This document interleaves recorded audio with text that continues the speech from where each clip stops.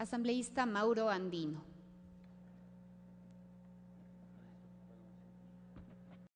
Gracias, señora presidenta. Compañeras, compañeros asambleístas, realmente hoy este Parlamento va a vivir un momento histórico porque empezamos ya con esta aprobación, conforme así se ha dado cuenta de esa votación, de lo que sería el libro preliminar, el libro primero y el libro segundo de ese proyecto fundamental que tiene que ver con el Código Integral Penal. Durante los debates que se llevaron a cabo en el transcurso de estos días, hemos podido escuchar ponencias, propuestas que las consideramos sumamente positivas, técnicas, fundamentadas, y en base a ello hemos presentado el texto que circuló en primeras horas de la mañana y hoy por la tarde igual algunos reajustes. Y esos reajustes obviamente se debe, compañeras y compañeros asambleístas, a ese texto intenso y a esa gran responsabilidad que no solamente lo hemos asumido quienes somos los miembros de la Comisión de Justicia y Estructura del Estado, sino todos ustedes, compañeras y compañeros parlamentarios, con el apoyo de los asesores, asesoras, la unidad técnica legislativa, que yo quiero felicitar, señora presidenta, porque ha sido un soporte importante para poder ir consolidando este trabajo y esta propuesta. Es así que en el artículo 1 procedemos a hacer algunos cambios y está en pantalla. Me gustaría que se proyecte, por favor, si es que es posible, por favor, que se proyecte para que puedan verificar. Alguien dio la tarjeta.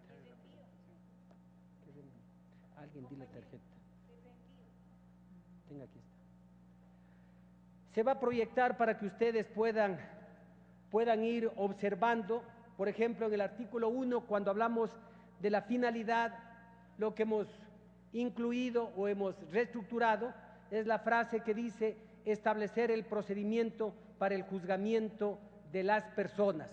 ¿Qué quedaría? Este código tiene como finalidad normar el poder punitivo del Estado, tipificar las infracciones penales, establecer el procedimiento para el juzgamiento de las personas con estricta observancia del debido proceso, promover la rehabilitación social de las personas sentenciadas y la reparación integral de las víctimas. Insisto, lo que se ha modificado es lo que está con negrillas, establecer el procedimiento para el juzgamiento de las personas. En el artículo 5 hemos reestructurado igual y quedaría de la siguiente manera: el derecho al debido proceso penal se rige por los siguientes principios sin perjuicio de otros establecidos en la Constitución de la República, los instrumentos internacionales ratificados por el Estado u otras normas jurídicas. Llegamos al artículo 14, que habla del ámbito espacial de aplicación. Las normas de este código se aplicarán a, tenemos varios numerales. El cambio lo encontramos en el numeral 3, las infracciones cometidas a bordo de naves o aeronaves militares o mercantiles de bandera o matrícula ecuatoriana. En el artículo 17 se incorpora un inciso: se presume de hecho que las infracciones penales son conocidas por todas y todos aquellos sobre quienes tienen vigencia. ¿Esto por qué? Porque se había venido sosteniendo que el error de tipo, el error de prohibición, el dolo, no estaba claro. Cuando en el Código Penal actual se habla que el desconocimiento, la ignorancia en el desconocimiento de la ley no le exime de responsabilidad a ninguna persona, un término ya bastante caduco, y por lo tanto nosotros lo que vamos avanzando, como en otros países, en una legislación moderna.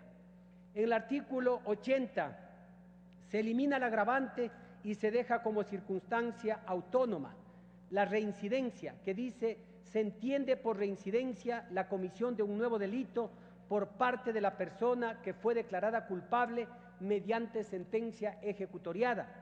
La reincidencia solo procederá en delitos con los mismos elementos de tipicidad de dolo y culpa respectivamente.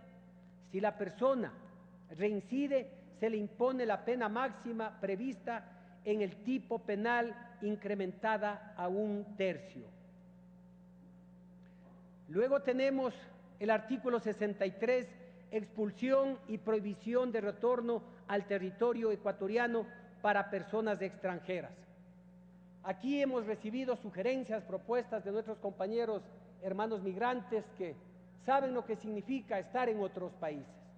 Y ante ello no podíamos volvernos ciegos, sordos o mudos para no aceptar esos requerimientos. Es por ello que el texto queda de la siguiente manera: procede en delitos sancionados con pena privativa de libertad mayor a 5 años. Una vez cumplida la pena, la persona extranjera queda prohibida de retornar a territorio ecuatoriano por un lapso de 10 años. Luego se modifica en la parte final de este artículo con el siguiente texto, o se incluye: no se realizará la expulsión en los casos en que la persona extranjera haya contraído matrimonio o se le haya reconocido la unión de hecho con una persona ecuatoriana con anterioridad a la fecha del cometimiento de la infracción. La misma excepción se aplicará cuando la persona extranjera tenga hijas o hijos ecuatorianos nacidos con anterioridad al cometimiento de la infracción. De esa manera estamos garantizando también que ese núcleo familiar no se vaya prácticamente a liquidar o a llevar a la dispersión. Equipo técnico, no encuentra, por favor.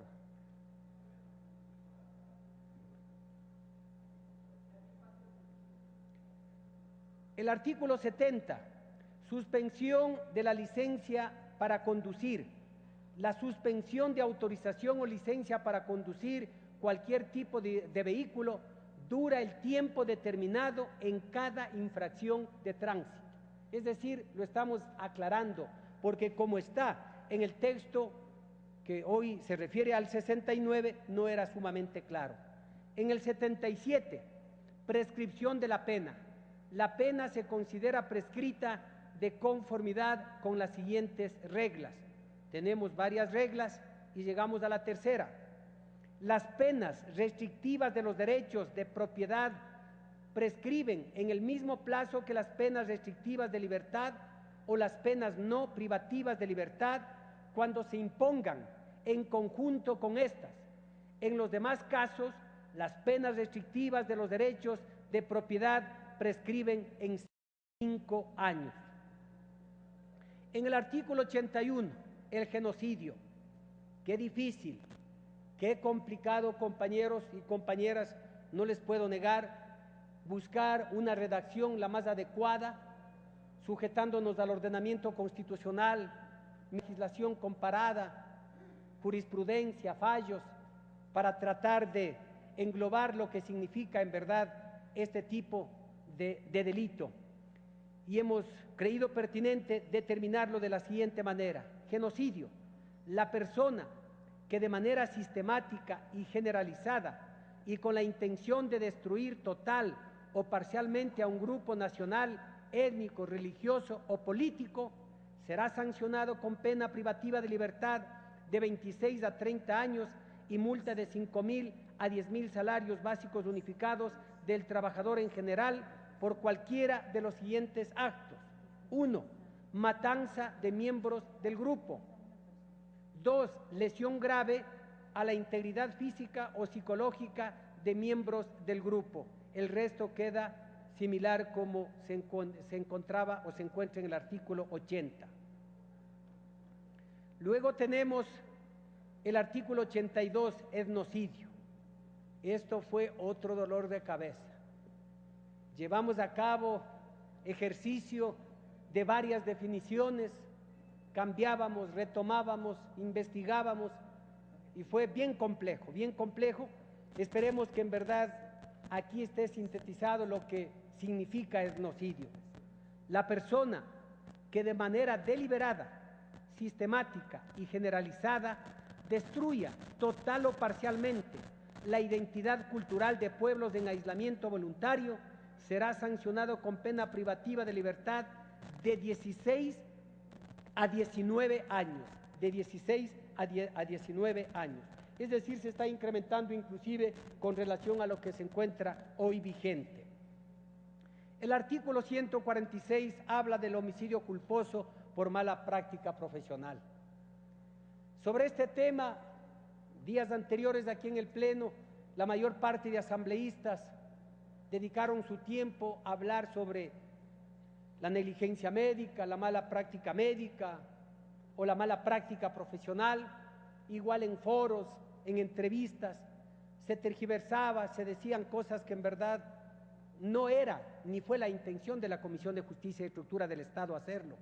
Por el contrario, lo que quisimos y queremos es desarrollar una norma, un tipo penal, como manda el artículo 54 de la Constitución y las dos sentencias de la Corte Interamericana de Derechos Humanos, que ya le sancionó al Ecuador precisamente por la falta de un tipo penal o de una tipicidad clara y precisa para evitar la impunidad. Y es así que hemos recogido varios criterios. Y yo, una vez más, felicito aquí a mis compañeros y compañeras asambleístas, entre ellos a Carlos Velasco, a la compañera María José Carrión, que incansablemente estuvieron pues bregando porque se desarrolle de una manera bastante clara y precisa. ¿Y qué es lo que dice? Homicidio culposo por mala práctica profesional. La persona que al infringir un deber objetivo de cuidado en el ejercicio o práctica de su profesión ocasione la muerte de otra, será sancionada con pena privativa de libertad de 3 a 5 años. ¿Por qué de 3 a 5 años, compañeros? Me detengo aquí, porque inicialmente estaba de 1 a 3. Al incorporar al proyecto de Código Integral Penal las infracciones de tránsito, esto es, las contravenciones y los delitos, encontramos allí delitos culposos y en consecuencia había que equiparar, había que trabajar la dosimetría en igualdad de condiciones. No podíamos y no podemos determinar una sanción de carácter eminentemente penal por lesiones, por ejemplo, cuando se habla de un delito culposo, con una pena y en tránsito con otra pena, o en homicidio culposo por mala práctica profesional con otra pena, porque eso sería improcedente. No estaríamos dando cumplimiento a la propia Constitución y la dosimetría no estaría la adecuada. Por ello es que tuvimos que equiparar en todos los delitos culposos con la pena de 3 a 5 años, en tránsito, en asunto penal y en esto que estamos hablando como homicidio culposo por mala práctica profesional. Además, será inhabilitada para el ejercicio de su profesión por un tiempo igual a la mitad de la condena. El proceso de habilitación para volver a ejercer la profesión luego de cumplida la pena será determinada por la ley. Cuando decimos por la ley, entendemos, comprendemos en el Código Orgánico de la Salud que se está trabajando en este Parlamento. Para la determinación de la infracción del deber objetivo de cuidado, se tomarán en cuenta, entre otros elementos aplicables a cada caso y profesión, protocolos, guías, reglamentos o normas técnicas nacionales o internacionales, si existen, así como las condiciones o circunstancias particulares en que se ejerció o practicó la profesión.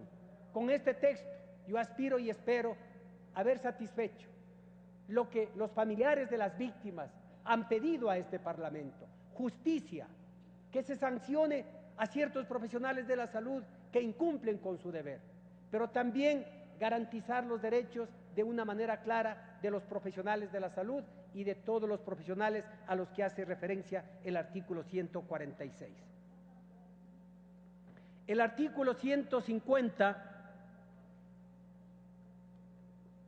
se lo ha eliminado, que ustedes lo pueden ver en la pantalla.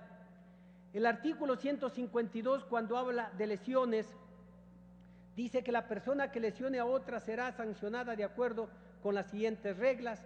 Allí tenemos varias varias reglas y tenemos un inciso final que dice: la lesión causada por infringir un deber objetivo de cuidado en cualquiera de los casos anteriores será sancionado con pena privativa de libertad de 1/4 de la pena mínima prevista en cada caso. Para la determinación de la infracción del deber objetivo de cuidado se tomarán en cuenta, entre otras alternativas aplicables a cada caso y profesión, protocolos, guías, reglamentos o normas técnicas nacionales o internacionales, si existen, así como las condiciones o circunstancias particulares en que se ejerció o practicó la profesión. Es decir, que esto también se aplicaría para el caso de las lesiones. El artículo 161, cuando hablamos de la restricción a la libertad de expresión, se ha suprimido el término arbitrario, porque realmente arbitrario podría ser todo y eso podría generar algún inconveniente. El 151, cuando hablamos de la tortura, aquí lo que se incluye al inicio dice tortura, la persona que inflija u ordene infligir, es decir, no solamente la persona que inflige, sino también la que ordena. En el artículo 157, es un nuevo artículo que se incorporó: violencia sexual contra la mujer y la familia. La persona que como manifestación de violencia contra la mujer y la familia se imponga en el ejercicio de su sexualidad a otra y la obligue a tener relaciones u otras prácticas análogas con el agresor o con otros, será sancionado con las penas previstas en los delitos contra la integridad sexual y reproductiva. Esto acogiendo y dando una respuesta a los colectivos de mujeres de la Asamblea y a nivel nacional.